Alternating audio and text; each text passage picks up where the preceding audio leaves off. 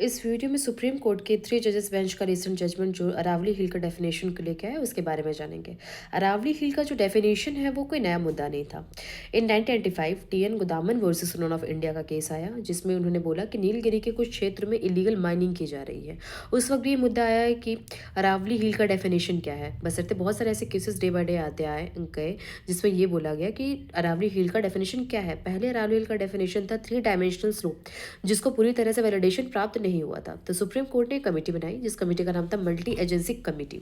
इस कमेटी ने अपना रिपोर्ट दिया जिस रिपोर्ट को सुप्रीम कोर्ट ने भी मान्यता प्रदान किया। इस कमेटी का कहना था कि जो 100 मीटर से ज़्यादा का श्रृंखलाएं हैं और 500 मीटर की दूरी वाली श्रृंखलाएं उनको हम अरावली हिल का डेफिनेशन में लाएंगे। पर इसका मतलब ये कहीं नहीं था कि जो इससे बाहर की श्रृंखलाएं हैं उस पर लीगल माइनिंग या माइनिंग की जा सकती है।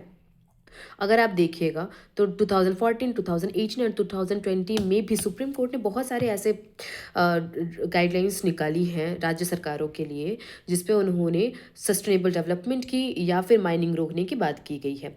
एनसीआर में प्रॉपर तरीके से माइनिंग बंद है।